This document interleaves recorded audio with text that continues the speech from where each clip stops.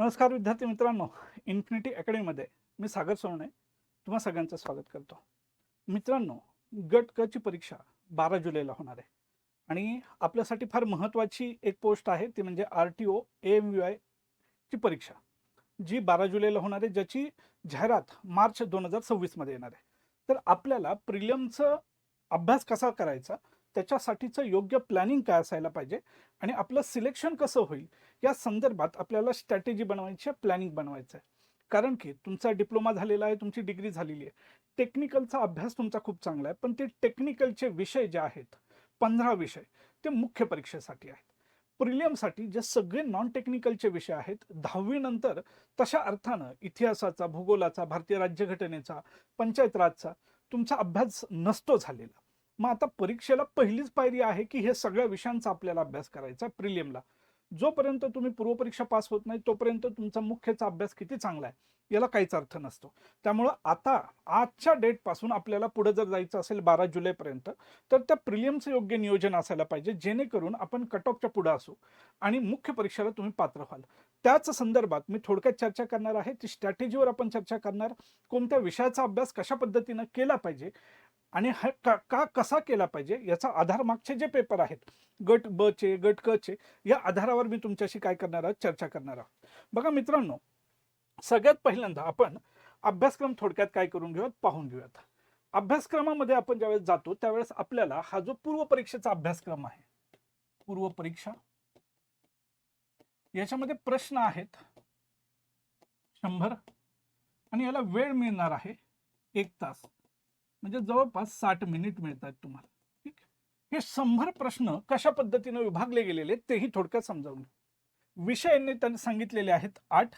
एक इतिहास आहे, दुसरा भूगोल आहे, तिसरा अर्थव्यवस्था सांगितलाय, चौथा चालू घडामोडी, पाचवा राज्यशास्त्र, सहावा सामान्य विज्ञान, सातवा अंकगणित आणि आठवा जो घटक त्यांनी सांगितलेला आहे तो बुद्धिमत्ता. आता बदलणाऱ्या ट्रेंडनुसार जर आपण क्वेश्चन बद्दल चर्चा केली, इतिहासावर 10 प्रश्न विचारले जातात, भूगोलावर 10 प्रश्न विचारले जातात, अर्थव्यवस्थेवर 15 प्रश्न विचारले जातात, चालू घडामोडीवर 15 प्रश्न, राज्यशास्त्र ज्याला राज्यघटना प्लस पंचायत राज यावर 15 प्रश्न विचारले जातात.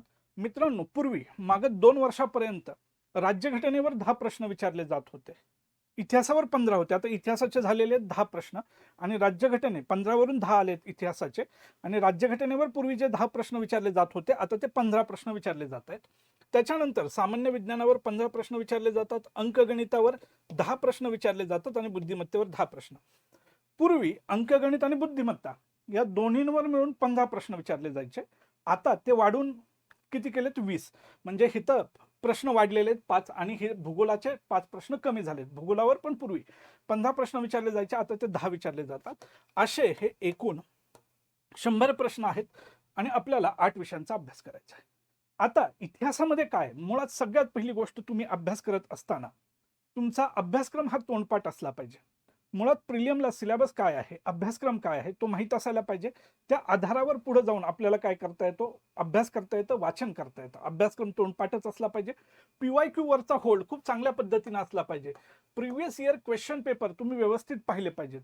प्रिव्हियस इयर क्वेश्चन पेपर म्हणजे तुमचा अभ्यास नाही, परंतु त्या विषयाचा अभ्यास करत असताना, उदाहरणार्थ काय, इतिहासाचा अभ्यास करताय आणि त्यांनी सांगितलं आधुनिक भारताचा इतिहास आणि विशेषतः महाराष्ट्राचा इतिहास. मग आधुनिक भारताचा इतिहास अभ्यासत असताना जर तुम्ही प्लासीची लढाई वाचत असाल, प्लासीची लढाई किंवा बक्सर वाचत असाल, तर तुम्ही हे पाहिलं पाहिजे ह्या टॉपिकवर, म्हणजे बंगालच्या संदर्भातला तुम्ही टॉपिक वाचत असाल तर या टॉपिकवर आतापर्यंत काय प्रश्न विचारले गेलेले आहेत ते पाहिले. प्लासीवर काय प्रश्न आहे, बक्सरवर काय प्रश्न आहे, वॉन्दिवॉशवर काय प्रश्न आहे, इंग्रज मराठा युद्धावर प्रश्न आहे का, इंग्रज म्हैसूर युद्धावर प्रश्न आहे का, इंग्रज कर्नाटिक युद्धावर प्रश्न आहे का, इंग्रज पंजाब युद्धावर प्रश्न आहे का, हे तुम्ही ते व्यवस्थित पाहिलं पाहिजे. किंवा तुम्ही म्हणताय की सर आम्ही 1857चा उठाव वाचतोय, बरोबर, म्हणजे सैनिकांचा उठाव, तर ह्या 1857च्या उठावावर आतापर्यंत कशा प्रकारचे प्रश्न विचारले गेलेत. म्हणजे जे प्लॅनिंग बद्दल आपण चर्चा करतोय, जी स्ट्रॅटेजी बद्दल आपण चर्चा करतोय, सिलेबस तोंडपाठ असला पाहिजे, त्याच्यानंतर प्रिव्हियस इयर क्वेश्चन पेपर आणि त्यानंतर वाचन. प्रिव्हियस इयर क्वेश्चन पेपर म्हणजे तुमचा अभ्यास नाही, तर ते तुमच्या अभ्यासाचं साधन आहे. मी बऱ्याच वेळा अभ्यासिकेमध्ये विद्यार्थ्यांना पाहतो, ते प्रिव्हियस इयरचं पुस्तक घेऊन येतात आणि तोच अभ्यासाचा भाग म्हणून दिवसभर वाचत बसतात. त्या प्रश्नाच्या खालचं विश्लेषण वाचतात आणि त्यांना वाटतं की प्रश्नाच्या खाली जे विश्लेषण दिलेले आहे हाच म्हणजे अभ्यास आहे. पण ती चूक करू नका मित्रांनो, तो म्हणजे अभ्यास नाही, अभ्यासाचं एक साधन ते आहे.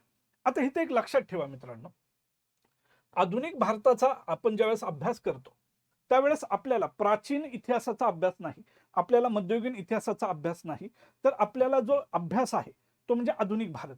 आधुनिक भारताची सुरुवात आपण कधीपासून मानावी, तर युरोपियन लोकांचं आगमन, मुघल सत्तेचा ऱ्हास आणि तिथपासूनचा सगळा पुढचा अभ्यास आपल्याला इतिहासामध्ये करायचा आहे. आणि त्यांनी इथं विशेषतः म्हणलेलं आहे महाराष्ट्राचा संदर्भ.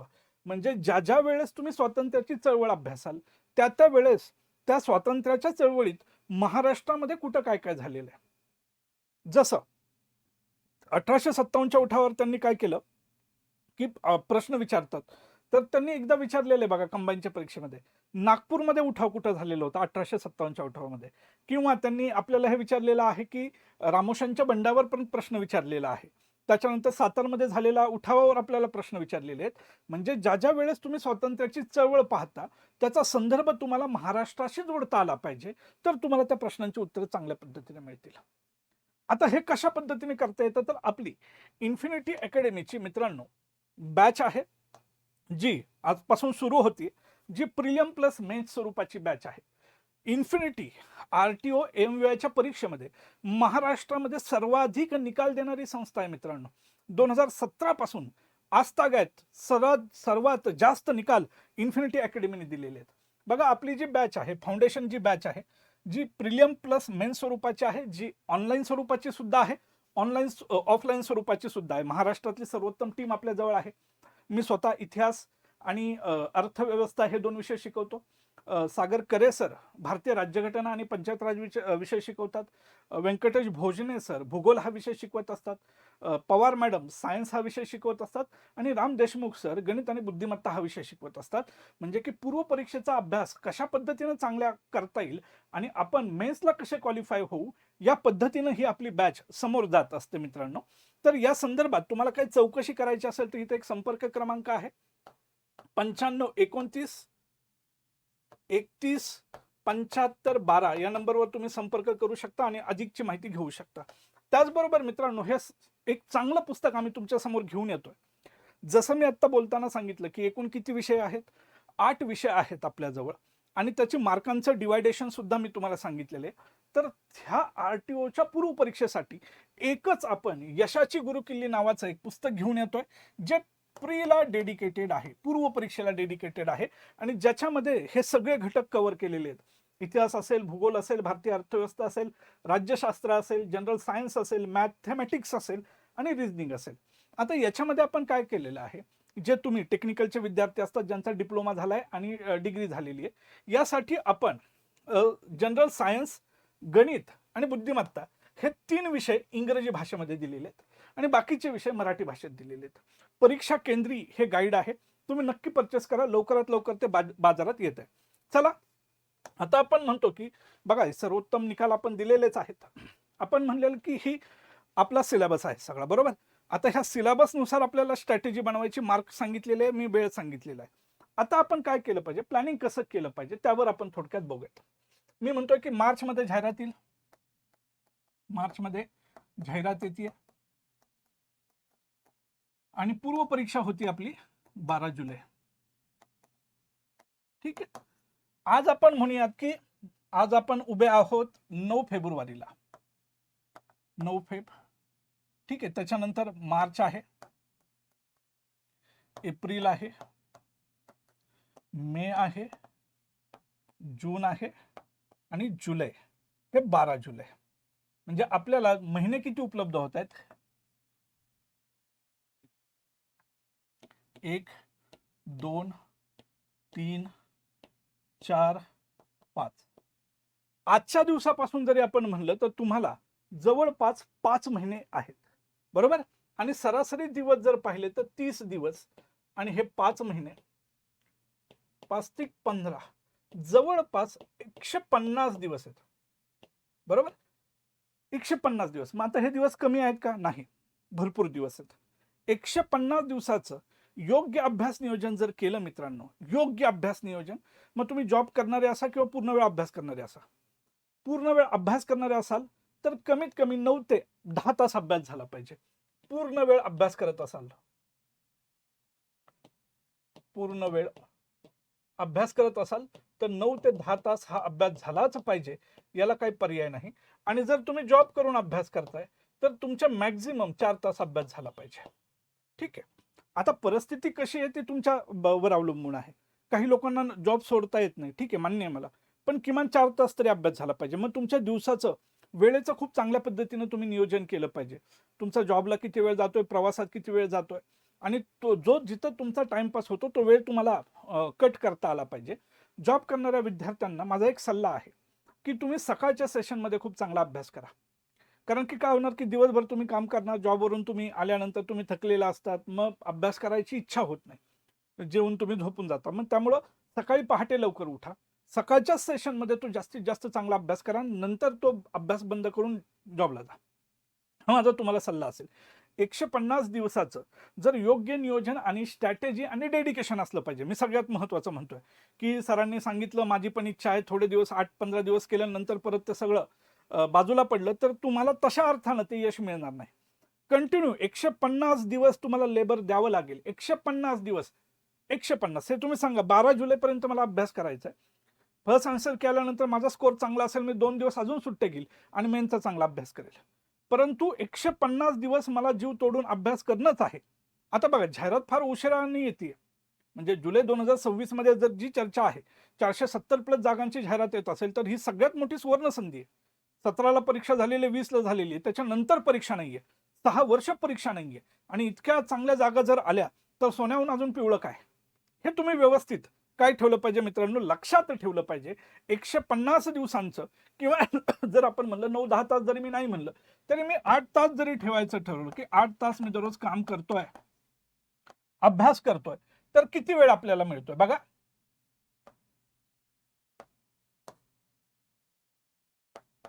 1200 तास. किती तास होत आहेत? 8-45, 1200 तास.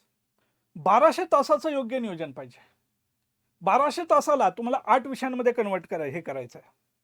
त्यामुळं एक, आपल्याजवळ सिलेबस माहिती आहे, आपल्याजवळ प्रिव्हियस इयर क्वेश्चन पेपर्स आहेत, आणि आपण म्हणतोय की मला तास पण कळले, मला दिवस कळले, मला तास कळले.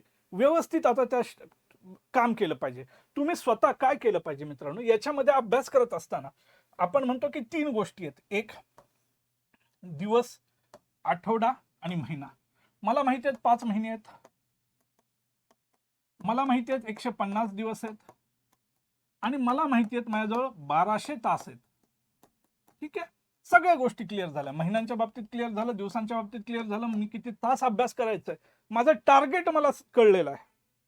तुमचे टार्गेट तुम्हाला सेट करता आले पाहिजेत.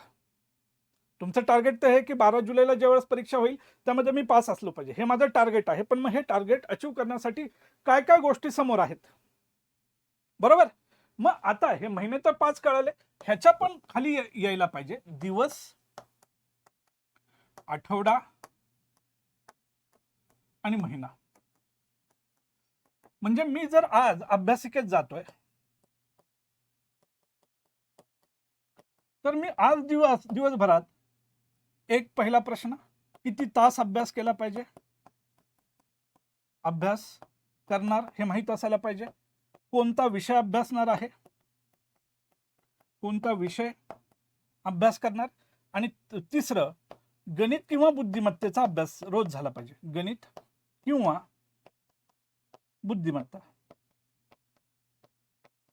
कारण की याच्यावर 20 प्रश्न आहेत. गणितावर 10 प्रश्न, बुद्धिमत्तेवर 10 प्रश्न, 20 प्रश्न. गणिताचा अभ्यास तुम्ही दररोज 1 ते 1.5 तास अभ्यास करा. म्हणजे गणित घेतलंय तर दररोज 1.5 तास गणित करा, सगळा विषय बाजूला काढा. त्याच्यानंतर बुद्धिमत्ता. कारण की होतं काय, गणिताच्या बाबतीत तुम्ही इंजिनियर आहात, तुम्हाला वाटतं की आपल्याला गणित येतात, परंतु इथे एक मेजर प्रॉब्लेम काय होतो, प्रश्न आहे 100 आणि आपल्याला वेळ आहे 60 मिनिट. म्हणजे ते वेगानं सोडवता आलं पाहिजे, वेगानं वाचता सुद्धा आलं पाहिजे, हे लक्षात घ्या. म्हणजे गणित तुम्हाला 4 मिनिटं दिली आणि गणित सोडव म्हणलं तर तुम्ही सोडवाल, पण 4 मिनिटात तुम्ही एक गणित सोडवत असाल तर तुमचा पेपर नंबर ऑफ अटेम्प्ट नाही वाढणार. तुम्ही म्हणाल की 50 सोडवले सर माझे 50 बरोबर येतील, हे कोणी सांगू शकत नाही. तुमचा एका बाजूला नंबर ऑफ अटेम्प्ट सुद्धा वाढला पाहिजे आणि दुसऱ्या बाजूला ॲक्युरसी सुद्धा असली पाहिजे. मग बऱ्याच वेळा काय होईल की नुसते प्रश्न वाचायचे म्हणून सोडवले, पण ॲक्युरसी कमी. आपल्याला दोन्ही गोष्टी साध्य करायच्यात. आपल्याला 80+ अटेम्प्ट घेऊन जायचं आहे आणि आपलं टार्गेट असलं पाहिजे, तुम्ही RTO MVIचे विद्यार्थी जरी असला तरी 50+ तुमचा स्कोर गेला पाहिजे. म्हणजे आता हे त्या वेळेस अवलंबून आहे. आत्ता गट बचा पेपर झाला, पेपर तुलनेनं सोपा होता, कट ऑफ जास्त जाईल. येतंय का लक्षात? म्हणजे त्या पद्धतीनं होतं, ते पेपरवर अवलंबून असतं. हे समजून घ्या तुम्ही. जागा किती आहेत यावर पण सगळं अवलंबून आहे. पण एक गोष्ट लक्षात ठेवली पाहिजे, 50-55 मार्क आपल्याला पडले पाहिजेत. 60 प्रश्न सोडून तर तुम्हाला 50-55 मार्क मिळणार नाहीत. त्यामुळं नंबर ऑफ अटेम्प्ट वाढवायचा, ॲक्युरसी वाढवायची, तर गणित बुद्धिमत्तेचा सराव रोजच्या रोज झाला पाहिजे. वेगवान पद्धतीनं झाला पाहिजे. गणित बुद्धिमत्तेचे नुसते सूत्र पाठ असून चालणार नाहीत मित्रांनो. तर त्याच्यासाठी तुम्हाला ते जास्तीत जास्त प्रश्नांचा सराव केला पाहिजे, वेगवेगळ्या पद्धतींचा वापर केला पाहिजे. आणि आता पूर्वीसारखे जसं काम सरळ सेवेच्या परीक्षेत वन लाईनर सारखे प्रश्न येत नाहीत.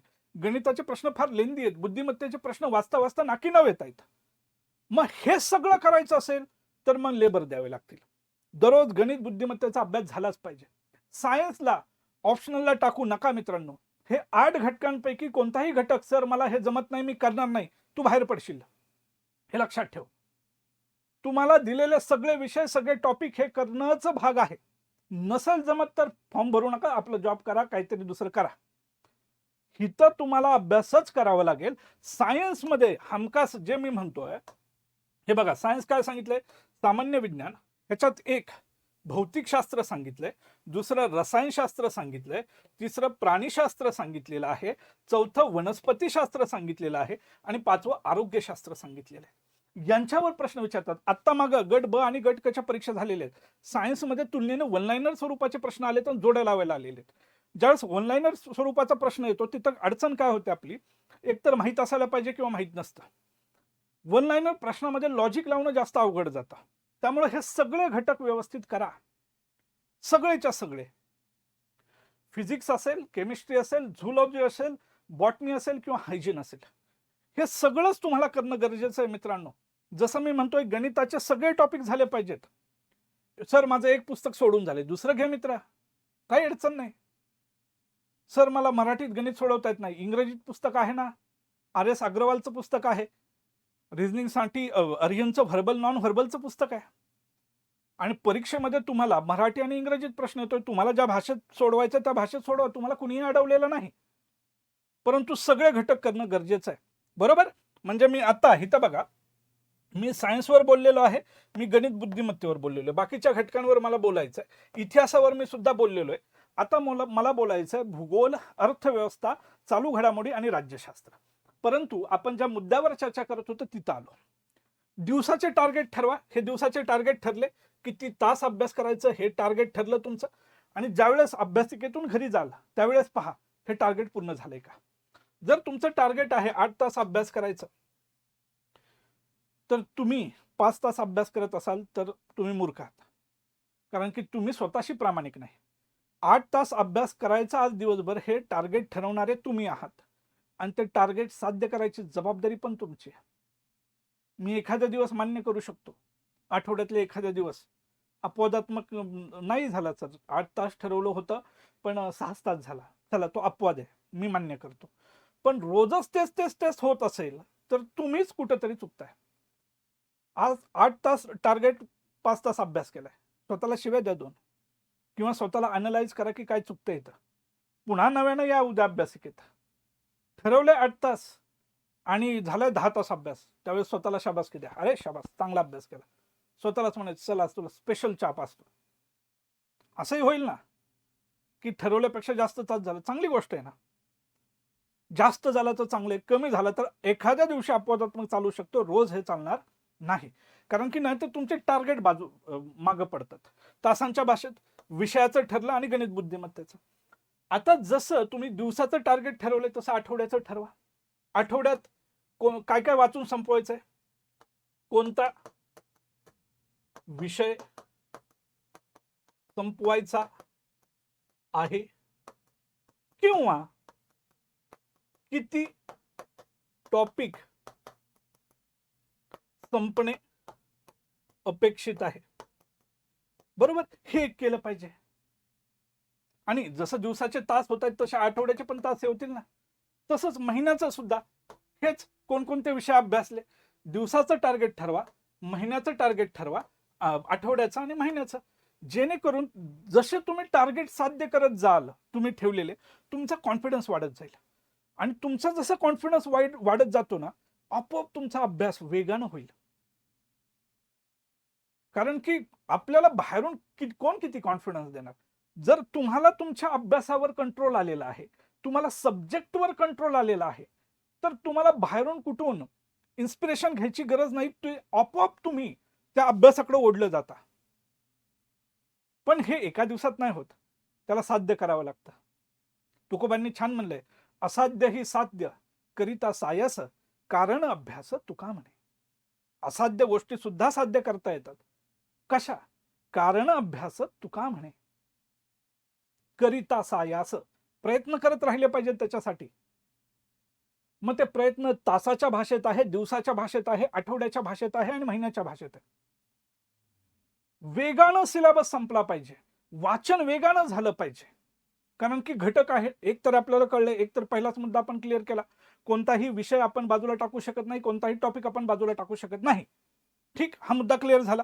मग हे क्लिअर झाल्यानंतर आपल्याला कळतंय की आता आपल्याला करणं तर सगळंच आहे, तर मग तासांच्या भाषेत आपला अभ्यासाचा वेळ वाढला पाहिजे. वेळ वाढवता वाढवता सराव पण झाला पाहिजे गणित बुद्धिमत्तेचा.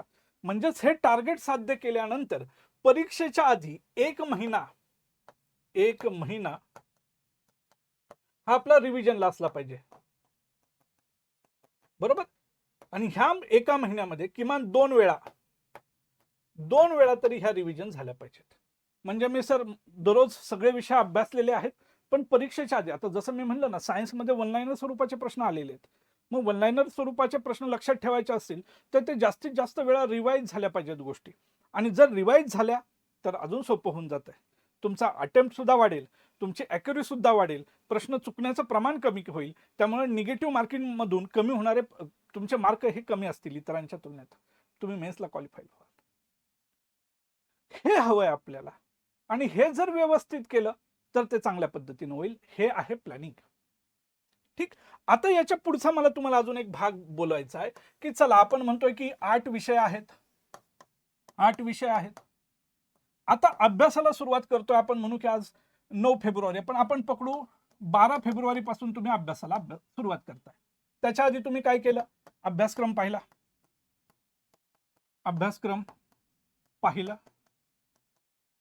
दुसरी गोष्ट, तुम्ही वरवर तरी किमान PYQ चेक करून घेतले. हे 2 गोष्टी तर पाहिजेतच पाहिजे. अभ्यासक्रम पाहिल्यानंतर तुमच्या लक्षात येईल की कोणते विषय तुम्हाला, कोणते, हे ज्यावेळेस तुम्ही पाहता त्यावेळेस तुमच्या लक्षात येते पहिली गोष्ट, कोणते विषय सोपे वाटतात आणि कोणते विषय अवघड वाटतात. ठीक आहे. आता हे 2 प्रश्नांची उत्तरं मिळाली. आता प्रत्येकाच्या व्यक्तीनुसार ह्या प्रश्नांची उत्तरं बदलत जातील. बरोबर. काही लोकांना वाटत असेल की सायन्स सोपा वाटेल, काही लोकांना तो अवघड वाटेल, काही लोकांना पॉलिटी सोपा वाटेल, काहींना अवघड वाटेल, काही लोकांना इतिहास फक्त सणसणावळ्या वाटतील. त्यामुळं हे काय आहे, व्यक्तीनुसार, हे व्यक्तिसापेक्ष आहे, व्यक्तीनुसार बदलत जाईल. मग आता तुमच्या लक्षात आलं की सर मला 2 विषय फार अवघड चाललेत. उदाहरणार्थ एक विज्ञान आणि बुद्धिमत्ता, गणित आपण म्हणू. जनरली होतं काय, आपली टेंडन्सी काय असते, जे आपल्याला अवघड वाटतं ते आपण शेवटाला ठेवतो. आपण म्हणतो नंतर बघू परीक्षेच्या आधी. आणि तुम्ही काय करता की जे गोष्टी तुम्हाला वाचायला सोप्या वाटतात त्या लगेच वाचून घेता, कारण तुमचं मन रमतं. ठीक आहे ना. पण स्पर्धा परीक्षा ही मन रमवण्यासाठी नाही. स्पर्धा परीक्षा ही पोस्ट काढण्यासाठी. मन रमवण्यासाठी खूप गोष्टी आहेत. कुंभमेळा होणाऱ्या नाशकात तिथं जा तुमचं मन रमवायला.